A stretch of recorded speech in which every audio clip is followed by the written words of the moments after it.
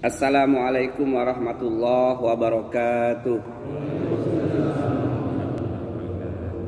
Alhamdulillahillazi arsala rasulahu bil huda wa dinil haqq liyuzhirahu ala dini kullih wa kafa billahi syahida.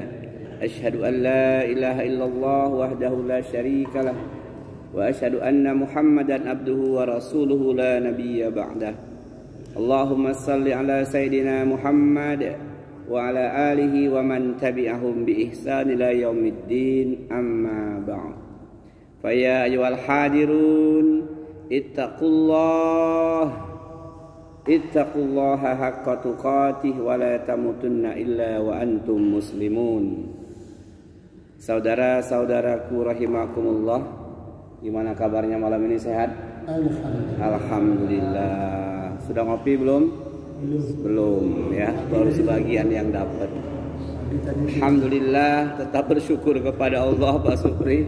Kita bisa ngopi ya, kita bisa duduk di majelis ilmu, majelis yang luar biasa.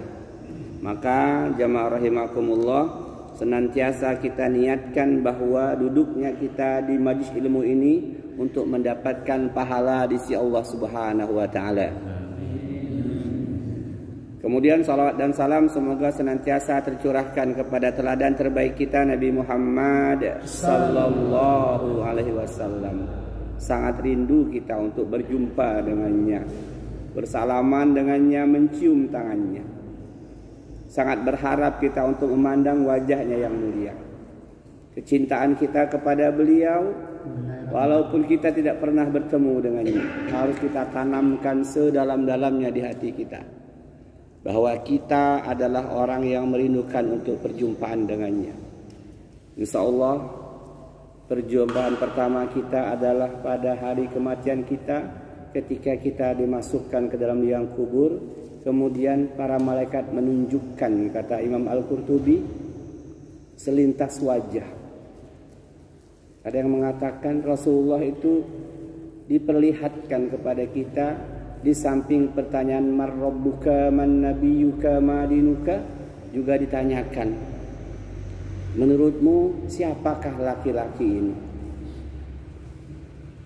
Buah dari kecintaan tadi, dan kita paham bahwa kita adalah pengikutnya, umatnya, maka kita akan menjawab Muhammadur Rasulullah.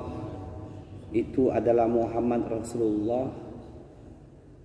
Hadis sahih dijelaskan para imam, para ulama, bahwa salah satu pertanyaan itu ketika ditampilkan di hadapan kita wajah Rasulullah, tampilan Rasulullah, apakah engkau kenal dengan lelaki ini? Walaupun kita nggak pernah berjumpa, karena kita pernah belajar tentang ciri-cirinya, maka Allah membimbing kita untuk mampu menjawab wa Muhammadun Rasulullah. Baik jamaah rahimakumullah, ini pertemuan kita yang keempat. Saya ingatkan sekilas supaya materi kita, tema kita ini berjenjang, bisa kita ingat-ingat. Yang pertama tentang keutamaan belajar ilmu agama, bahwa belajar ilmu agama itu wajib, hukumnya fardu ain bagi tiap-tiap individu, bukan fardu kifayah. Dengan berbagai macam keutamaannya sudah kita bahas. Pertemuan kedua kita bicara tentang ibadah hati yang paling tinggi levelnya adalah niat. Maka kita mulai memperbaiki niat-niat kita. Dalam seluruh aktivitas kehidupan kita, kita niatkan untuk kebaikan negeri akhirat kita, bukan untuk dunia, bukan untuk pujian manusia. Kita perbaiki pelan-pelan. Apapun amal-amal yang kita lakukan, baik amal mahdhah, sholat, puasa, zakat, haji, atau ghairu mahdhah, bekerja, berdagang, berternak, bantu istri, bantu keluarga, nyekolahin anak, itu kita niatkan untuk kebaikan akhirat kita. Kemudian tema yang ketiga tentang amalan badan. Yang paling puncak amalan badan adalah sholat. Ibadah sholat itu tertinggi levelnya, yang menentukan apakah ibadah lain diterima atau tidak oleh Allah. Maka kita mulai memperbaiki sholat kita. bacaannya, gerakannya kita perbaiki, supaya sholat kita itu betul-betul mendapatkan nilai 100 di sisi Allah Subhanahu wa taala, bukan 1/10, bukan 1/9, bukan pula kesia-siaan, nauzubillah. Nah, itu urutannya. Keutamaan belajar ilmu agama, memperbaiki niat karena ini menentukan diterima atau tidaknya amalan badan kita. Kemudian yang ketiga, amalan badan kita sholat. Nah, yang keempat ini jamaah rahimakumullah, niat kita sudah lurus karena Allah. Kemudian amalan sholat kita mulai kita perbaiki. Lalu ada tantangannya, setiap perjuangan itu ada tantangannya. Ke arah kebaikan itu pasti banyak tantangannya. Malam ini kita kaji apa yang menggerogoti amal-amal kita itu. Saya ini sudah sholat, lalu apa yang bisa menghapuskan pahala sholat saya? Saya ini sudah berbuat baik sama keluarga, sama saudara, sama tetangga. Apa yang bisa menghapuskan seluruh amal-amal kebaikan saya? Itulah kajian kita. Jadi temanya kita semua tahu. Kalau kita ambil kata-kata singkat, riya dan sum'ah.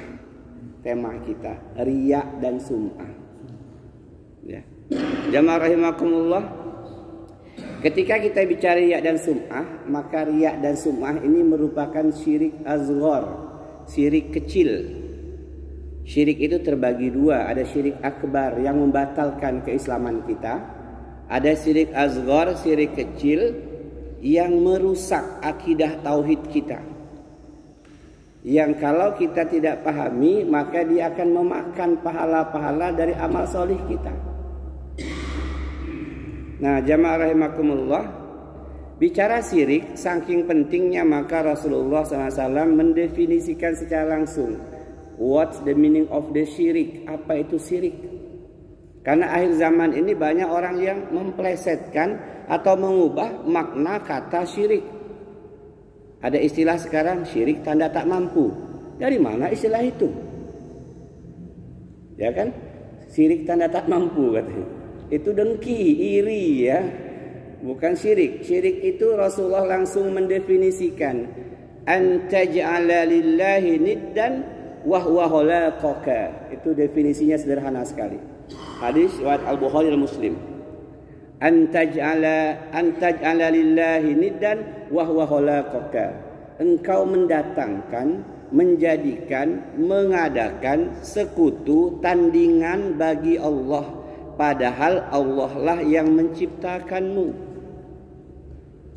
Engkau menjadikan Allah engkau sembah, tapi kau jadikan lain juga sebagai yang kau minta tolong, pada dukun misalnya.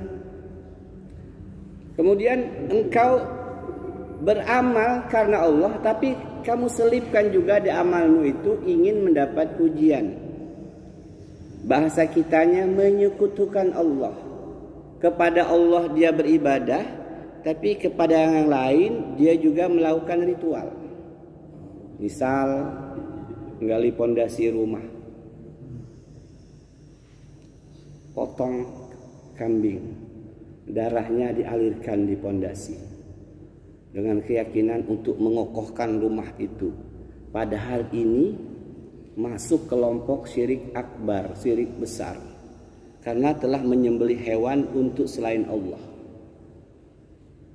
Ini yang lagi ngetren kan, masang sesajen. Nanti kita bahas itu ya. Ini na'udzubillah, di negeri ini luar biasa. Ibadahnya tekun, tapi kalau ada hajat naruh juga sajen di dapurnya. Wah, jangan ganggu yang ini ya, yang di panci besar. Ganggu aja yang di piring kecil ini. Untung waknya nggak jawab. Kalau jawab, wah bubar itu. Nah, jamaah rahimakumullah. Jadi riya dan sum'ah merupakan kelompok syirik azghar yang merusak, mengurangi akidah keislaman kita.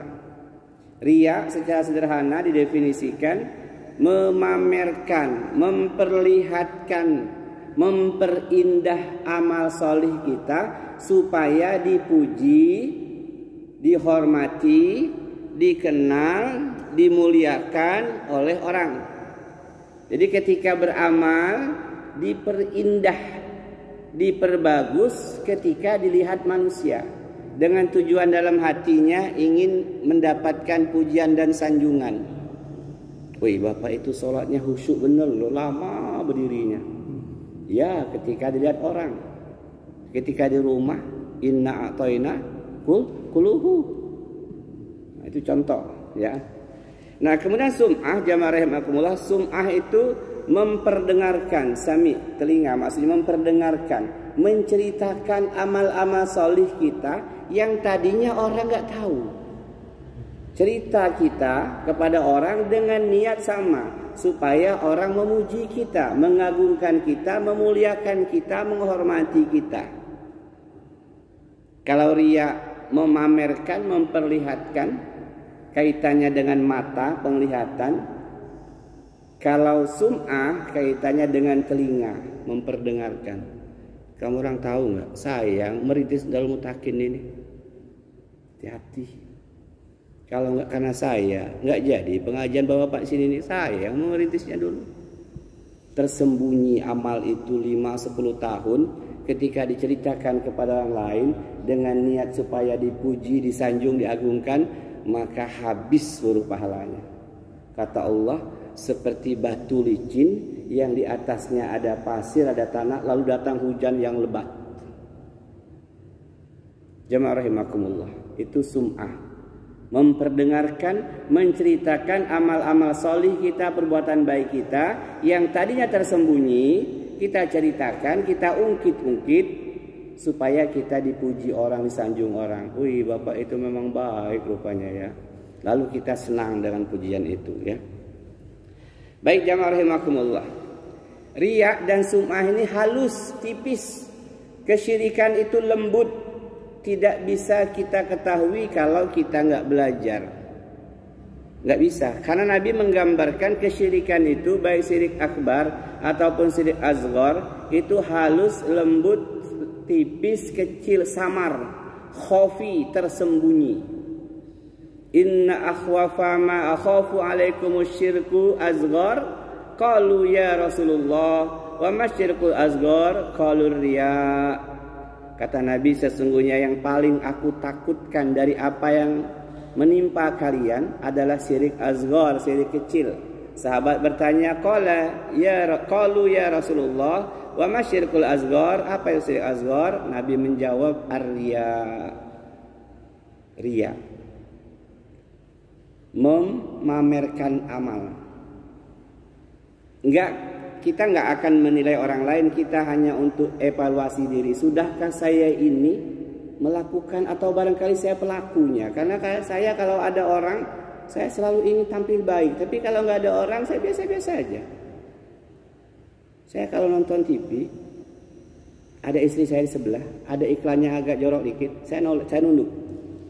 Tapi kalau nggak ada bini saya melotot. Nah, berarti saya ada masalah dengan diri saya ini. Karena saya ingin tampil baik di hadapan istri saya, di belakangnya saya nggak baik. Amal-amal yang lain juga seperti itu.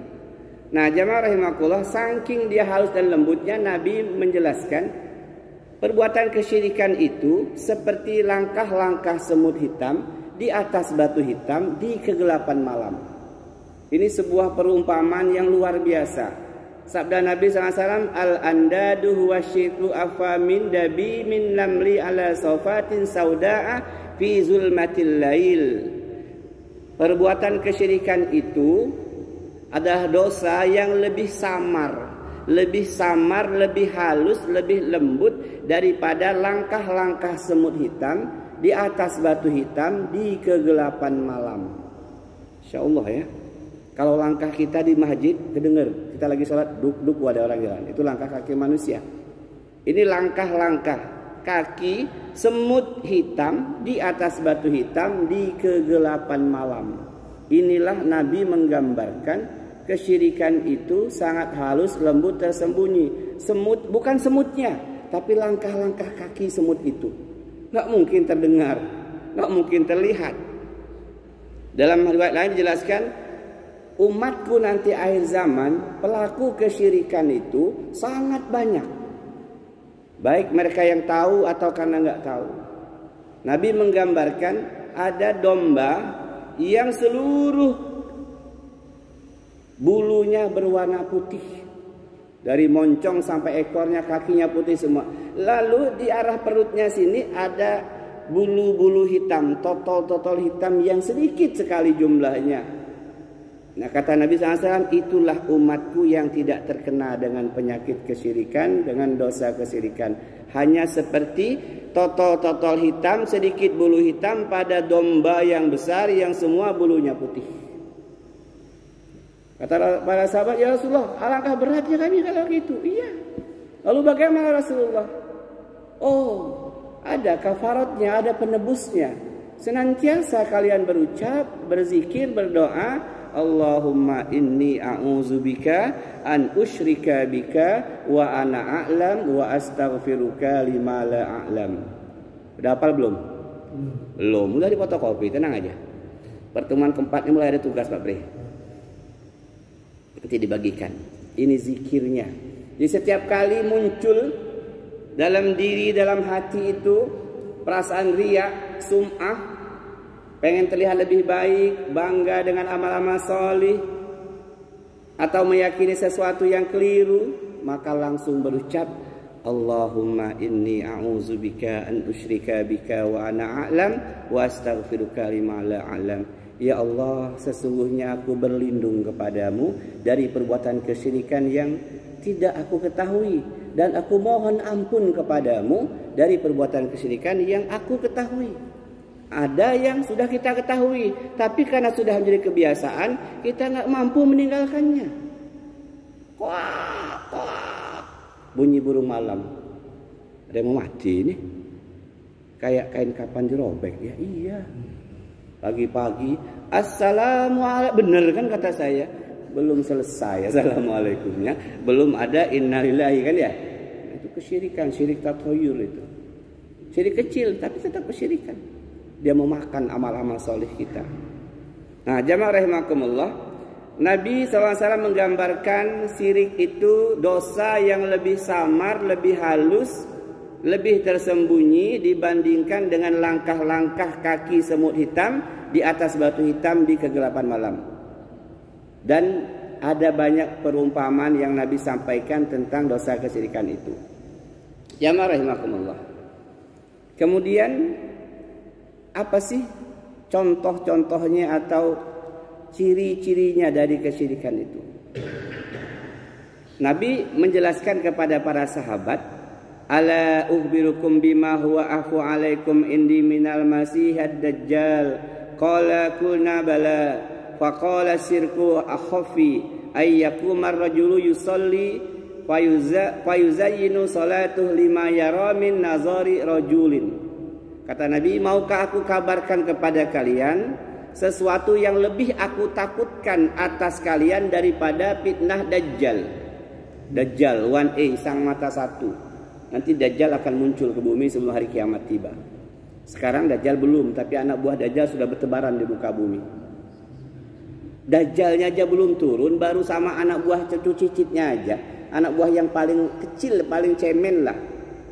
Siapa tuh namanya? Dimas Kanjeng Pamungkas ya. Yang jangankan orang awam ya, profesor doktor aja ketipu. Hanya ditipu katanya bisa menggandakan uang kan, akhirnya terbongkar juga. Sampai itu pengikutnya ratusan ribu di Indonesia ini. Baru Dimas, belum Dajjal. Kalau Dajjal, na'udzubillah summa na'udzubillah, inilah fitnah terbesar di muka bumi sebelum kiamat tiba. Dajjal itu bisa menurunkan air hujan, bisa menurunkan hujan dimanapun dia mau, tergantung penduduk mintanya. Dibuatkan oleh Allah Subhanahu Wa Taala kemarau 3 tahun. Kemarau 3 tahun, bayangkan. Lalu Dajjal datang pada kelompok manusia, kata Dajjal, kamu perlu apa? Kami perlu hujan. Nah, ya sami imtiri, ya langit turunkan hujan, hujan. Hujan. Ya Ad, hai bumi, hidupkan, hidupkan. Tumbuh subur yang sudah kering kerontang itu tumbuh semua buah-buahan. Ya mayit, kum. Hei mayit, bangun kamu orang, bangun semua yang dalam kubur itu. Itu Dajjal.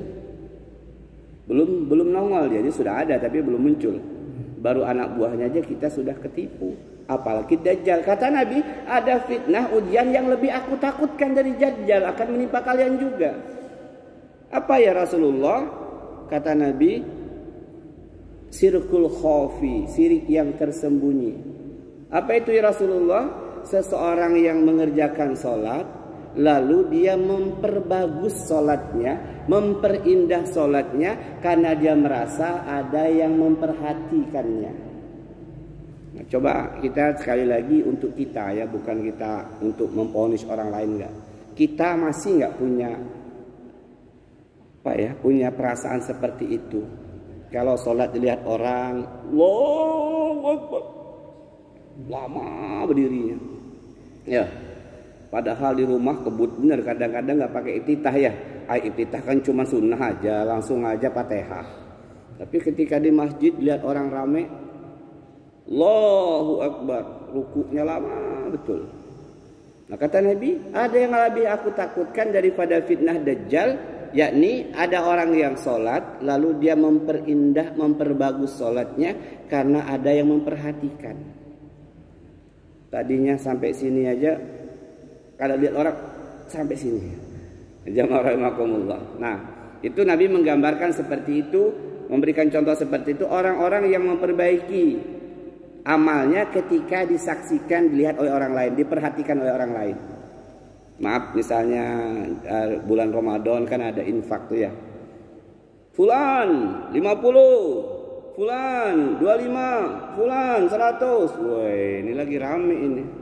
Fulan 500.000, mantap. Gua gitu loh. Padahal dari rumah nggak ada niat, nggak mau nyumbang. Tapi karena tingkat persaingan tinggi, wih, masa dia pegawai staf Proco Mumet 2A kok 50, saya ini kepala dinas kok cuma 100. Temen amat, 500.000, mantap.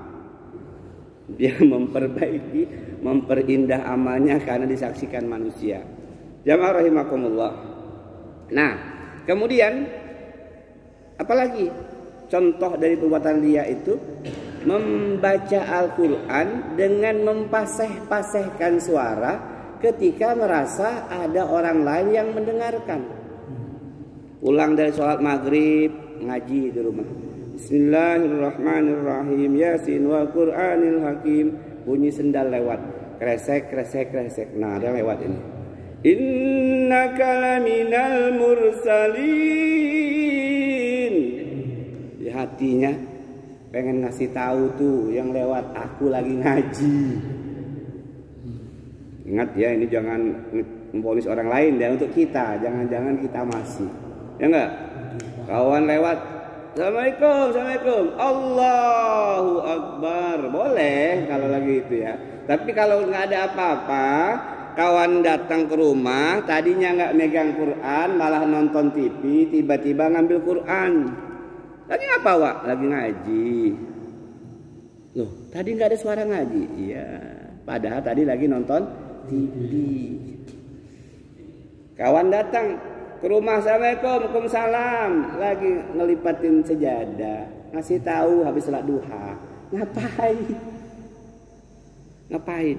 Ya, dia marahimakumullah. Jadi ini diantara contoh-contohnya, masih banyak untuk evaluasi kita. Berikutnya adalah suka menceritakan, mengungkit-ungkit amal kebaikan. Ini sum'ah masuknya ya, termasuk syirik azwar. Nggak tahu diuntung dia tuh. Dari SD ikut kami dia itu. SMP saya sekolahkan, kuliah, udah kaya dia, nggak negor lagi. Apalagi dipanasin sama kawan kita. Tahu nggak yang kamu tolong dulu, sekarang jadi orang kaya. Ya tuh, pernah gak ke rumah-rumah? Gak pernah. Memang nggak tahu balas budi dia tuh. Zong, seluruh pahala yang sudah tertulis rapi di sisi Allah tadi habis. Karena kita ternyata nolong dia, ada niatnya ingin ucapan terima kasih, ingin balas budi. Nah ini kita perbaiki ini. Karena kadang kita ponakan ikut kita ya, lama ikut kita, atau dia nggak nongol, dia udah kaya, orang cerita, naken kamu sudah sukses sekarang. Ya pernah pulang ke Tabi? Nggak pernah. Memang nggak tahu dia untung orang itu, nggak tahu balas budi. Na'udzubillah, summa na'udzubillah. Termasuk kepada anak-anak kita. Termasuk kepada anak-anak kita. Ketika anak kita didik, kita ajar, kita biayai sekolahnya, jadi sarjana dia, kerja di seberang sana jadi orang kaya. Ketika lebaran dia nggak pulang ke tempat kita. Jangan sampai kita salah ucap. Kata tetangga kita, biasalah, kan setan itu ada yang berwujud jin dan berwujud manusia kan ya. Anak nggak pulang, Wak? Enggak. Wak, gimana anak di 30 tahun diasuh, Wak, giliran lebaran pulang tempat mertua. Lalu kita katakan, iya ya, anak ini nggak ngerti apa bapaknya rindu banget ini. Saya nyekolahinnya setengah mati, kok dia pulang ke mertua. Nah, berarti niat-niat kita selama ini didik anak kita itu ada ingin supaya dibalas kebaikannya. Padahal seluruh amalan-amalan yang diniatkan untuk dunia, innallaha la yaqbalu minal amali illa khalisan wabtaghu bi wajhu. Sesungguhnya Allah tidak akan pernah menerima seluruh amal apapun yang diniatkan bukan untuk mendapatkan ridho Allah, bukan untuk menatap wajah Allah, tapi hanya untuk dunia. Ini hati-hati betul kita. Karena itu paling sering, apalagi anak bujang kita, anak laki kita. Kalau dia nggak pulang lama, dia udah sukses, kita mulai gelisah. Nah, nggak ingat lagi dia apa sama mbak ini. Urusan dia nggak ingat sama kita, dia dosa kepada Allah. Tapi urusan kita mengikhlaskan, meridhoi seluruh kebaikan yang kita lakukan, karena itu memang kewajiban kita. Mendidik, mengajarkan, kemudian menyekolahkan memang kewajiban kita. Nggak perlu kita berharap nanti dia balas naikkan kita haji dan umroh, belikan kita mobil. Berarti kita berbuat amal baik selama ini ada pamrihnya. Na'udzubillah. Apalagi sampai diungkit-ungkit tadi, mengungkit-ungkit kebaikan. Setiap kebaikan yang kita ungkit, lalu kita tidak bertobat kepada Allah, kita tidak tebus dengan kafaratnya, Allahumma inni a'udzubika bika wa ana a'lamu astaghfiruka lima a'lam, enggak kembali lagi pahala itu, kata para ulama. Tapi kalau kita sadar, ya Allah, ini kan ngungkit-ngungkit kebaikan, istighfar kita tebus kafaratnya dengan doa ini, kata para ulama, insya Allah pahalanya dikembalikan. Karena dulu niat awal kita ikhlas, kan ya? Niat awalnya ikhlas, tapi karena godaan tetangga, godaan teman, masa nggak pulang anakmu? Iya. Nah, gimana kamu ini? Nggak kamu tegur apa? Iya juga ya. Nah, kita terpengaruh. Ketika kita ingat, wah nggak bener ini, berarti saya ada pamrih sama anak saya. Langsung istighfar, langsung tebus dengan doa ini. Jamaah rahimakumullah. Kemudian apalagi? Memperlihatkan bekas sujud. Banyak kan jidat-jidat kawan yang hitam ya? Saat. Nah, jangan diperlihatkan kalau lagi jalan. Kecuali memang nggak bisa jalan lagi. Kan ada orang yang sengaja betul. Wow, ahli tahajud mamang ini. Enggak jadi masalah, cuman hati-hati kan, ini perkara hati kita. Ketika kita bangga, apalagi orang nyanjung, woi bapak itu jidatnya hitam betul, tahajudnya tiap malam kayaknya. Lalu kita bilang gua gitu loh. Karena iblis itu, setan itu luar biasa ya. Jadi kalau kita masih bisa ditutupi, kecuali kita lagi sholat. Sholat kan harus jabahnya harus kena tempat sujud ya. Berhati-hati, kata para orang, memperlihatkan bekas sujud di wajah agar diketahui sebagai ahli sholat. Kemudian ciri yang berikutnya atau contoh berikutnya, semangat beramal di keramaian dan malas ketika sendirian. Ketika rame-rame di masjid ngaji, 1 juz 2 juz selesai, di rumah 1 ain berhenti. Jadi semangatnya itu ketika bersama-sama, tapi ketika sendirian lemas dia, nggak gairah, malas. Oh, ternyata masih ada sifat riya dan sum'ah, pamer dan pengen dilihat orang. Jamaah rahimakumullah. Kemudian berikutnya apa cirinya? Riya dan sum'ah itu bersemangat kalau amal baiknya, amal solehnya mendapat pujian sanjungan dari orang. Semangat. Bapak kemarin nyumbang berapa Pak bulan kemarin? 2 juta. Wih, mantap betul Bapak ini. Bulan depan 4 juta dibilang. Ya, tapi kalau dicela orang, berapa Pak? 2 juta. Oh, orang sekelas Bapak kok cuma 2 juta sih Pak. Akhirnya mutung dia. Udahlah, nyumbang salah nggak usah nyumbang aja bulan depan. Nah, berarti dia masih ada. Ini memang apa, jamaah rahimakumullah, perlu kita pahami betul. Setiap kita beramal itu ada atau tidak orang semangat, disanjung atau tidak disanjung tetap aja, terus aja. Nggak akan tumbang karena celaan, nggak akan terbang karena sanjungan, biasa aja. Kalau biasanya setengah jus, stabil aja. Tingkatkan boleh, turun usahakan jangan. Nah kemudian ciri dari riya dan sum'ah itu ada orang-orang yang berpakaian lusuh supaya dianggap zuhud kepada dunia. Ya, nggak mencintai dunia. Nggak boleh dalam agama kita. Kalau kita mampu ke masjid itu pakai pakaian yang terbaik yang kita punya. Ya Bani Adam, uzuri inda kulli masjid. Kalau kamu masuk masjid, pakailah bajumu yang paling bagus. Jangan kita sengaja pakai yang paling jelek, sendal kiri semua, penitinya 2 di bawah itu udah putus 2 kali, masih kita pakai dengan tujuan dalam hati kita supaya orang anggap kita yang zuhud kepada dunia, tidak terlalu mencintai dunia. Itu nggak boleh. Apa yang kita miliki terbaik, itulah kita pakai ke hadapan Allah. Allah senang kalau hambanya itu memperlihatkan apa yang Allah berikan. Kalau hujan, bawa mobil ke sini. Jangan ragu-ragu, ngapa mobil? Jangan sampai mobil kita miliki 20 tahun nggak pernah kita bawa untuk ibadah kita ke masjid. Tuh di Masjid Ad-Du'a Wai Halim, Bandar Lampung, subuh itu mobil ratusan, itu mewah semua. Mereka sudah mengamalkan sebagai bukti di hadapan Allah, ya Allah, rezeki yang kamu berikan kepadaku, yang kau berikan kepadaku ya Allah, sudah aku pakai di jalanmu ya Allah. Jadi ke masjid hujan bawa mobil. Pak mau ke Karang? Enggak, masjid. Tumben Pak. Loh, ini karunia Allah. Jangan sampai dikasih Allah tapi enggak dipakai di jalan Allah. Jemaah rahimakumullah. Jadi kalau sengaja memakai pakaian lusuh, kasar, tipis supaya terlihat zuhud kepada dunia, itu ciri-ciri orang yang riya dan sum'ah juga. Jadi apa yang kita miliki yang terbaik itu yang kita pakai, apalagi yang kaitannya menuju ke rumah Allah. Allah yang nyuruh, jika kamu masuk ke rumah Allah, masuk ke masjid, mau sholat, mau pengajian, pakailah pakaian yang terbaik yang kamu miliki. Jamaah rahimakumullah. Baik, kemudian menceritakan tentang kealiman guru-gurunya, ustadz-ustadznya. Ini kan sering orang bangga. Itu guru saya itu. Ya toh? Iya. Kadang orang nggak nanya, dia ceritakan. Apa tujuannya? Dia guru saya yang hebat, mulia, saya muridnya loh. Saya muridnya, untuk memamerkan bahwa dia adalah muridnya. Kita masih sering dengar tuh. Itu saya dulu berguru sama fulan, nggak ada yang nanya. Pak, yang nanya siapa Pak? Nggak ngasih tahu aja. Oh, berarti Bapak ingin menaikkan pamor Bapak sebagai muridnya si Syekh, si fulan, si ustaz, si kiai itu. Nah, ini memang halus tadi. Di awal kan kita katakan tadi, al-andadu huwa syiku afamin dabibin namli ala sofatin sauda'a fi zulmatil lail. Halus lembut seperti langkah-langkah semut hitam di atas batu hitam di kegelapan malam. Halus lembut tersembunyi. Seolah-olah kita nggak riak kan, padahal di balik itu ada tujuan kita, nebeng pamor guru kita. Guru saya si A si B, saya muridnya loh. Oh iya tak. Halus tipis ya, tersembunyi. Baik, jamaah rahimakumullah.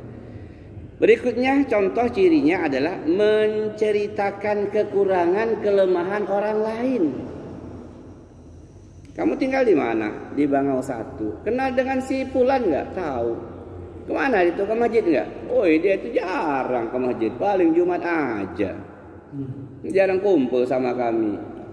Memang dia nggak ngomong, saya ini ke masjid terus enggak. Tapi di balik ucapan itu, kata para ulama, ada pasti di hatinya, dia memang jarang. Tapi kalau aku ke masjid terus. Menceritakan kelemahan, kekurangan teman kita dengan maksud meninggikan kita. Dia itu memang nggak nyambung dari dulu. Soal dulu bareng saya sekolah, setengah mati itu nggak nyambung. Nah, itu kan di samping meremehkan orang lain, maksudnya di balik itu ada tujuan, kalau saya enggak, saya rajin, saya pintar gitu. Ini berbahaya sekali. Memang itulah jamaah, halus, tipis, samar, tersembunyi. Kalau nggak kita pelajari, nggak kita pahami, jelas kita akan kena semua. Jelas kita kena semua. Jamaah rahimakumullah. Maka setiap kali muncul perasaan itu seperti itu, ingin dipuji, ingin disanjung atau merendahkan orang lain dengan maksud meningkatkan diri, langsung tebus dengan kafaratnya, Allahumma inni a'udzubika an usyrika bika wa ana a'lam wa astaghfiruka lima la a'lam. Baik, jamaah rahimakumullah. Kemudian contoh atau ciri berikutnya, bicara lemah lembut kepada orang-orang tertentu. Ya, lemah lembut santun kepada orang tertentu. Datang misalnya orang alim atau ustadz, yang ngobrolnya ditata betul supaya di mata orang alim ustadz itu dia orang yang bicaranya terkendali, ucapannya lemah lembut. Tapi bicara kepada orang sejajar dengan dia jerit-jerit, apa nama bahasanya itu ya, sengak-sengak apa ya. Kalau bicara ada tamu ke rumahnya, bicara cari siapa pak? Oh iya pak, rumahnya sebelah situ pak. Iya. Bicara sama bantunya, kamu ngerti semua. Kenapa jadi berubah tadi? Membedakan dia pembicaraan, gaya bicara, cara bicara dengan A dengan B. Dengan pembantu misalnya, maaf ya, asisten rumah tangga, kasar betul. Tapi dengan orang lain lemah lembut. Padahal kadang-kadang orang ke rumah itu mau nipu kan ya. Kita lemah lembut. Orang yang sudah ngabdi sama kita berpuluh tahun misalnya kerja, kita kasar. Oh berarti kita ini pengen mulia di hadapan orang lain. Kita membeda-bedakan perlakuan kepada orang lain. Kenapa kita berbicara lemah lembut kepada orang yang tadi? Kita berharap kita diakui orang yang sopan, yang santun, yang lemah lembut. Nauzubillah. Jamaah rahimakumullah. Itu sebagian dari ciri-ciri contoh-contoh riya dan sum'ah. Kemudian bagaimana sih untuk ngobatinya atau menghindarinya? Yang pertama tadi jelas. Setiap berdoa, selipkan doa tadi. Setiap berdoa, baik habis sholat, ketika hujan turun, ketika sepertiga malam, ketika lagi musafir. Karena doa itu banyak betul waktu mustajabahnya. Antara azan dan iqamah, nanti kalau kita umur panjang kita bahas tentang adab-adab berdoa ya. Ada banyak sekali waktu-waktu istimewa berdoa. Maka setiap berdoa jangan pernah lupa menyelipkan kalimat Allahumma inni a'udzubika an usyrika bika wa ana a'lam wa astaghfiruka lima la a'lam. Ya Allah, aku berlindung kepadamu dari perbuatan kesyirikan yang tidak aku ketahui, dan aku mohon ampun kepadamu dari perbuatan kesyirikan yang aku ketahui. Kemudian yang kedua, ketika riya dan sum'ah muncul di hati kita, tiba-tiba kita pengen terlihat bagus, pengen dipuji orang, pengen terlihat hebat, atau kita tiba-tiba mengungkit kebaikan-kebaikan kita, menceritakan kebaikan-kebaikan kita lakukan, muncul seperti itu dalam hati kita, langsung ingat, ya Allah, lawan perasaan riya dan sum'ah itu, harus dilawan, jangan didiamkan. Kalau didiamkan makin panjang ceritanya. Ya dulu kami yang merintisnya, dulu jalannya kecil, kami yang ngebangun jalan ini. Kalau nggak kami nggak ya di jalan ini, kalau satu ini nggak. Nah kami dulu yang pontang-panting cari dananya bangun masjid ini. Nanti berlanjut lagi, berlanjut terus. Kalau nggak ingat, ketika sadar ingat lawan. Wah ini nggak bener ini riya ini. Nauzubillah, kenapa saya melakukan hal seperti ini? Setelah tahu bahwa itu sesuatu yang merusak amal-amal kita, maka langsung ingat keburukan-keburukan riya dan sum'ah. Ingat keburukan ancaman azab dari dosa kesyirikan. Yang riya dan sum'ah merupakan bagian dari kesyirikan. Apa kelemahan, apa keburukan-keburukan dari sebuah amal yang kita lakukan, dilakukan dengan riya dan sum'ah? Yang pertama tadi, tidak diterima amal solih kita. Jadi kalau kita sholat, kita bagus-baguskan sholat kita karena merasa ada yang melihat kita, sholat kita itu nol, zong, nggak ada pahalanya sama sekali. Kalau kita nolong orang, kemudian kita pamer, hari ini kan luar biasa ya. Jumat bawa nasi kotak kan ya. Bawa ke orang nggak punya, foto dulu kan. Klik, habis itu kirim ke medsos. Alhamdulillah bagi-bagi sembako. Tunggu setengah jam, berapa yang like, yang komen. Mantap, 20 orang yang like ini. Nah, berarti dia beribadahnya, amal solehnya, sedekahnya hanya untuk pujian manusia. Hari itu dia nggak dapat pahala dari amal sedekahnya itu, langsung hangus. Innallaha la yaqbalu minal amali illa ma kana lahu khalisan wa bihi wajhu. Sesungguhnya Allah Azza wa Jalla tidak akan menerima semua jenis amalan kecuali murni untuk Allah dan untuk menatap mencari wajah Allah. Jamaah rahimakumullah. Jadi ketika muncul riya sum'ah tadi, ingin pujian, ada sesuatu di balik kebaikan yang kita lakukan, ingat akan keburukannya. Ya Allah, amal saya bisa hangus ini, rugi saya.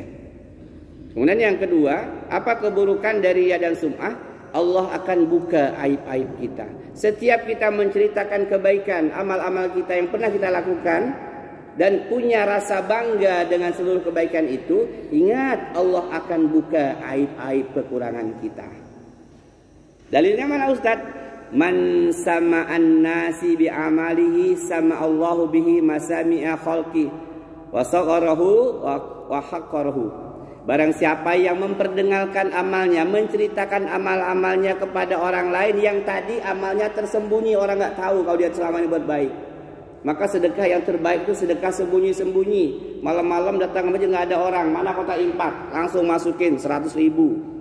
Beda pahalanya kalau Jumatan orang banyak lihat, apalagi digebet ke atas ya nggak 100.000. Was Jumat, woi mamang 100.000. Lain, sembunyi.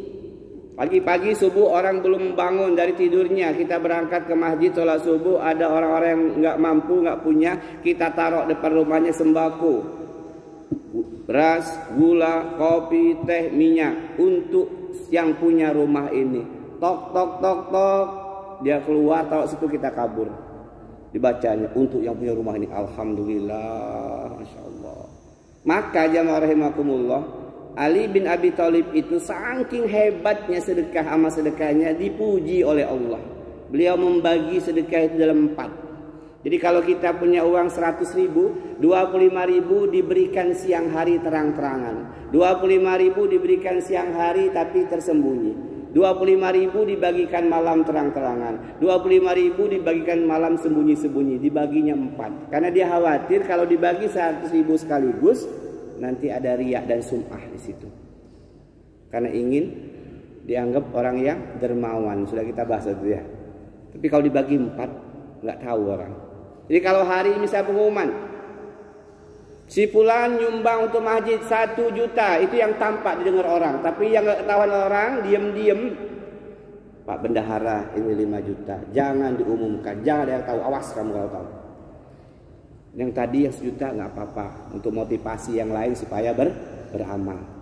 Kita yang mendengar jangan prasangka buruk, jangan katakan, nah Bapak sekaya itu cuma 1 juta, itu yang diumumkan bro, yang nggak diumumkan 5 juta. Ya barakallahu. Jadi kalau kita memperdengarkan amal-amal baik kita untuk mendapat puja dari manusia, maka kata Rasulullah SAW, Allah akan buka aib-aibmu. Tadi hadisnya jelas, riwayat At-Tabrani, Al-Baihaqi, Imam Ahmad. Barang siapa yang memperdengarkan, menceritakan amal-amalnya kepada orang lain yang tadinya tersembunyi amal itu, maka Allah akan menyiarkan aibnya di telinga hamba-hambanya. Allah akan rendahkan dia dan Allah akan menghinakannya. Na'udzubillah, summa na'udzubillah. Kok dia itu ketangkep ini ya? Apalah perbuatan bejat misalnya atau buruk ya, ambil hak orang lain. Padahal dia sering nyumbang loh, kemana-mana nyumbang dia itu. Tadi karena dia nyumbang tadi, memperlihatkan, memamerkan amalnya, ingin dipuji manusia. Suatu saat Allah balik keadaannya, Allah buka aib-aibnya. Na'udzubillah. Baik jamaah rahimakumullah. Kalau berkaitan dengan syirik besar, maka amal yang hilang bukan hanya amal yang dilakukan. Kalau riya ini, misalnya hari ini sedekah infak terbuka, lalu kita tadinya rencana 50.000, karena sebelah kita 100.000, akhirnya kita 100.000 juga nggak mau kalah.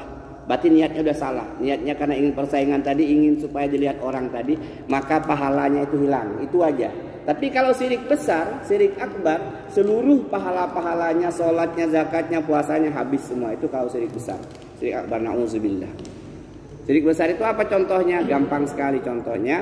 Tadi kalau seseorang menyembelih hewan untuk selain Allah, misalnya dilarungkan ke sungai, dilarungkan ke laut, ditanamkan di kebun kepala kerbau dengan niat untuk menjaga kebunnya, berarti dia telah menyembelih kepada selain Allah.